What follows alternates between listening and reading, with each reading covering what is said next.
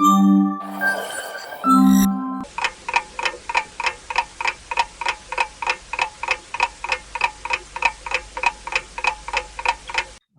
bismillahirrahmanirrahim. Assalamualaikum warahmatullahi wabarakatuh.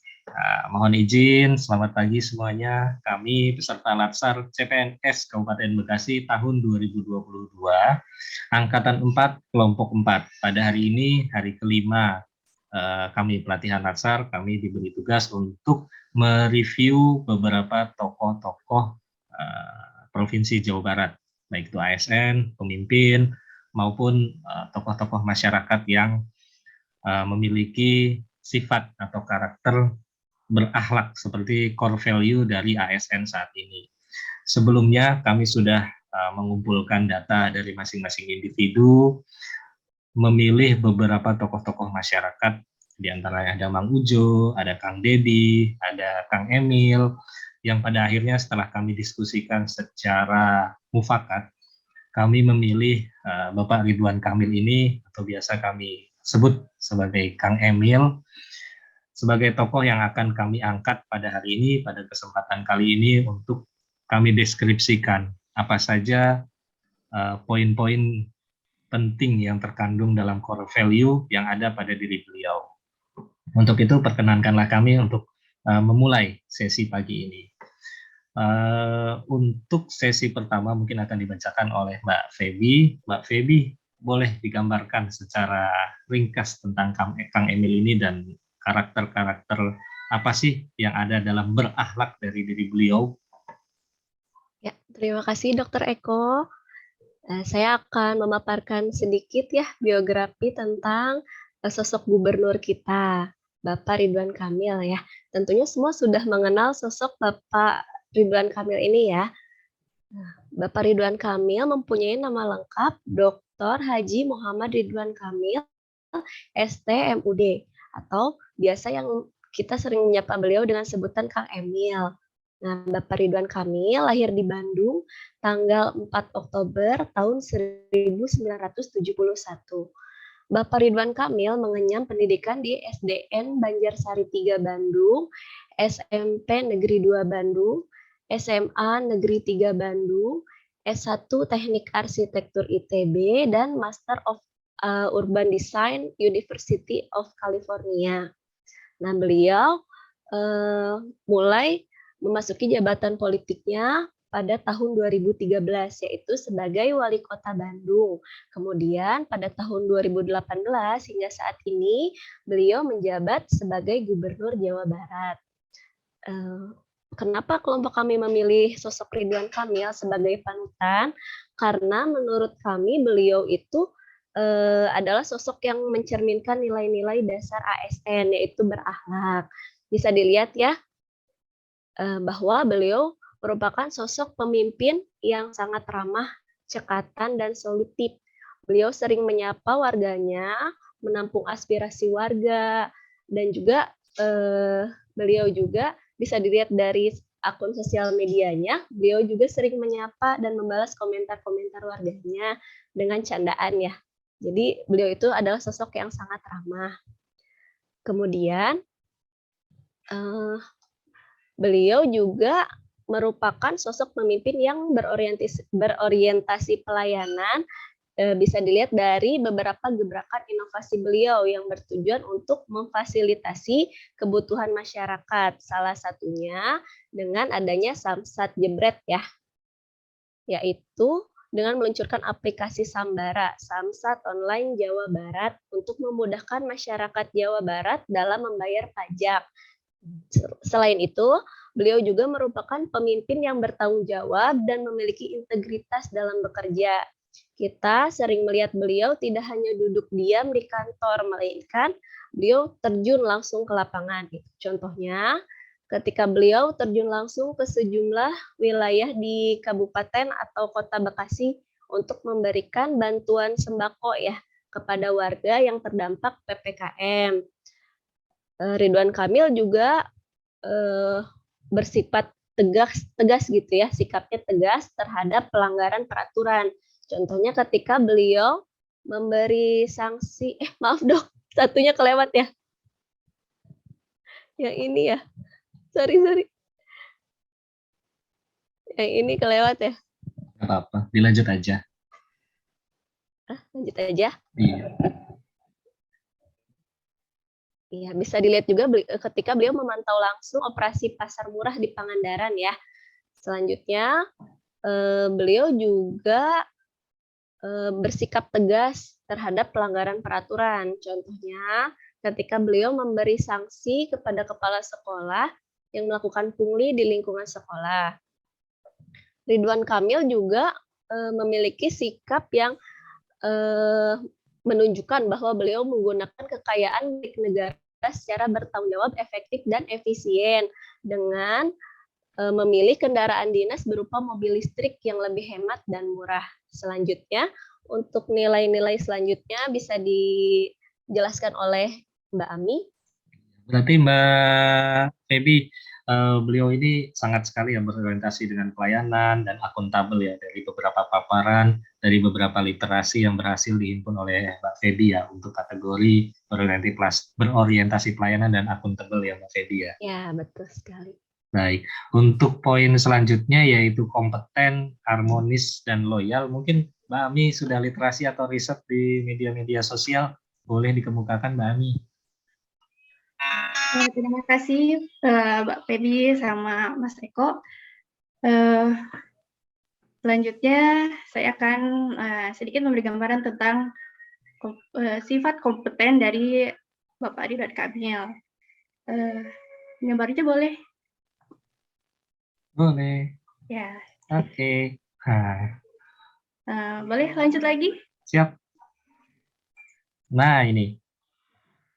Nah, beliau meraih 2 penghargaan di 2021, yaitu sebagai Best Governor for Healthcare and Action Against dan Best Governor for E-Government and Digital Innovation, di mana penghargaan tersebut merupakan apresiasi kepada pimpinan daerah yang berjuang dan berdedikasi dalam menangani COVID. Indikatornya juga seperti penurunan angka terjadinya COVID, kepatuhan warga terhadap protokol kesehatan, kemudian ada laju dari tingkat vaksinasi. Untuk satunya lagi itu Best Governor for E-Governor and Digital Innovation itu berpacu pada digitalisasi, di mana pemerintahan di bawah beliau itu menciptakan Picobar, jadi semua informasi tentang COVID itu ada di situ. Nah, selanjutnya ini ada harmonis, gimana Bapak Ridwan Kamil ini meresmikan alun-alun di Sorong dengan tujuan agar Sorong ini menjadi daerah yang lebih maju dan terjalinnya harmonisasi antara pemerintah Jawa Barat sama dengan warga di Sorong gitu. Selanjutnya, nah beliau juga menunjukkan sikap yang saling menolong, di mana beliau turun langsung ke lokasi kejadian longsor di Sumedang. Beliau juga memberikan bantuan yang langsung diterima oleh Bupati Sumedang, kemudian menyapa warganya untuk saling menguatkan dalam menghadapi bencana. Selanjutnya, nah, untuk nilai loyal sendiri mempunyai banyak aspek. Salah satunya loyal terhadap Pancasila, di mana Ridwan Kamil ini terjun ke lapangan ke sekolah untuk bisa menanamkan nilai Pancasila kepada anak-anak sekolah. Jadi sebagai dasar gimana nanti ke depannya menghadapi kehidupan supaya tetap mencintai Pancasila itu sendiri. Selanjutnya,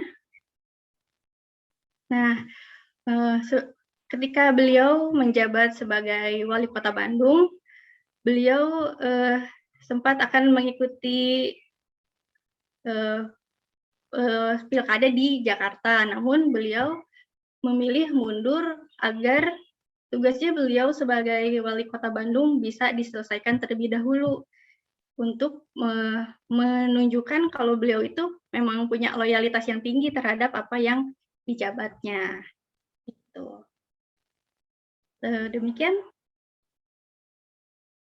Oke, terima kasih Mbak Ami. Tadi merupakan paparan dari Mbak Ami tentang sisi Kang Emil ya, dari segi kompeten, di mana beliau banyak mendapatkan banyak penghargaan. Kemudian dari Harmonis juga, ya beliau memang ahlinya ya di sana, dan loyal sudah dibuktikan bagaimana beliau mundur dari Pilgub dan setia kepada warga Bandung terutama, dan setia kepada Pancasila. Kemudian poin A dan K terakhir dari berakhlak, yaitu adaptif dan kolaboratif. Mungkin Mbak Putri ini sudah banyak melakukan riset juga nih. Boleh di-share ke kami Mbak Putri, silahkan. Ya, terima kasih Dr. Eko dan teman-teman. Saya akan menjelaskan mengenai adaptif dan kolaborasi. Yang pertama yaitu adaptif.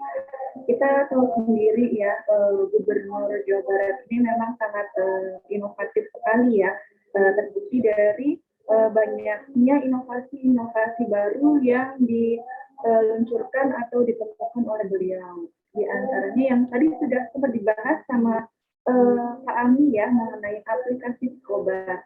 Aplikasi Pikobar itu sendiri memang merupakan inovasi layanan kesehatan yang integrasi satu pintu untuk manajemen COVID-19.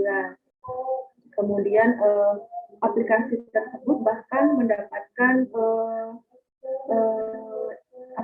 penghargaan ya sebagai salah satu inovasi terbaik di Asia Pasifik.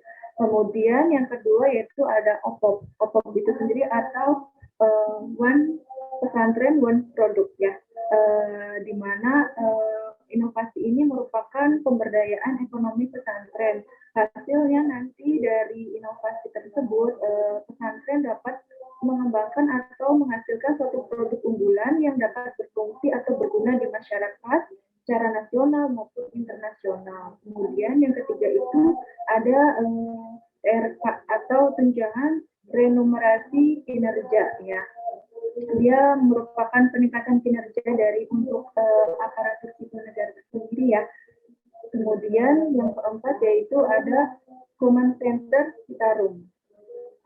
Yang terlihat di layar ya, merupakan pusat data informasi dan juga koordinasi satgas dari sungai yang ada di Citarum. Jadi Kang Ridwan ini dia mengelola atau memanajemen dan memikirkan baik-baik untuk kondisi dari Sungai Citarum agar kedepannya tidak selalu banjir. Biasanya kan memang kan Sungai Citarum ini kan rawan dengan banjir atau identik dengan banjir, dan dengan adanya Command Center Citarum ini diharapkan Sungai Citarum yang tadinya banjir jadi agak sedikit berkurang banjirnya atau bahkan sampai tidak terjadi banjir seperti itu. Kemudian selanjutnya yaitu ada Maskara atau mobil aspirasi kampung juara.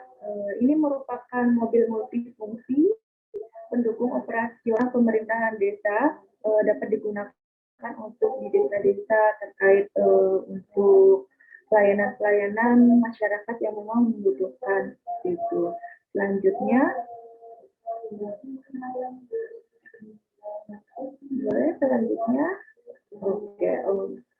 selanjutnya yang kelima itu ada Jabar Future Leaders. Jabar Future Leaders itu sendiri merupakan program ajudan milenial Gubernur Jawa Barat yang berasal dari seluruh Indonesia. Dan yang ketujuh ada Patriot Desa, yaitu relawan untuk mengangkat potensi dan memberdayakan masyarakat desa. Itu untuk terkait yang adaptif ya, diwakilin oleh inovasi-inovasi, 7 inovasi yang diluncurkan oleh Kang Ridwan sendiri. Kemudian untuk poin berakhlak yang ketujuh yaitu ada kolaboratif.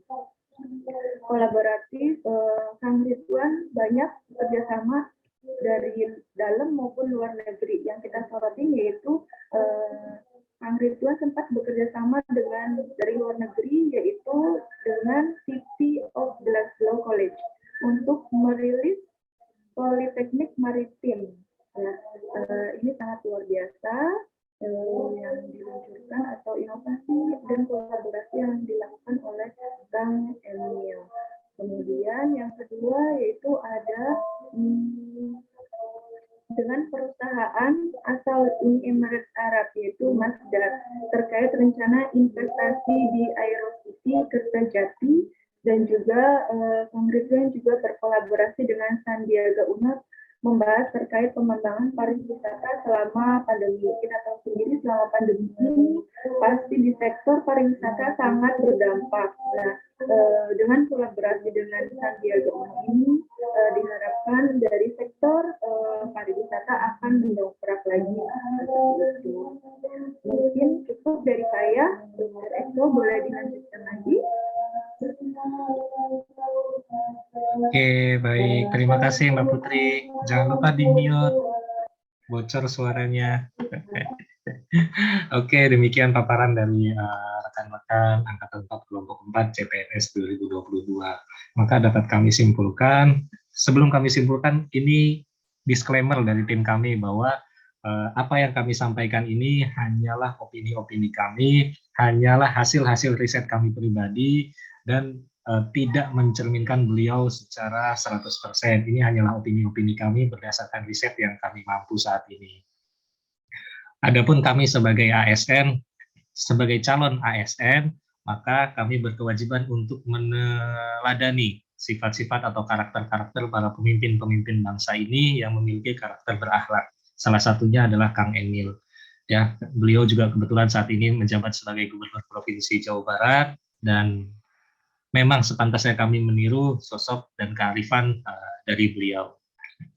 Akhir kata, apabila terdapat hal-hal yang kurang berkenan atau data-data yang tidak akurat dari pemaparan kami memohon maaf. Wabillahi taufik wal hidayah. Wassalamualaikum warahmatullahi wabarakatuh. Untuk slogannya boleh buka mic-nya semua. Kita slogan. Oke, semuanya. Jabar. Juara. Bekasi. Bersinar. BPSDM. Terpercaya. Sekian dari kami. Wabillahi taufik wal hidayah. Assalamualaikum warahmatullahi wabarakatuh.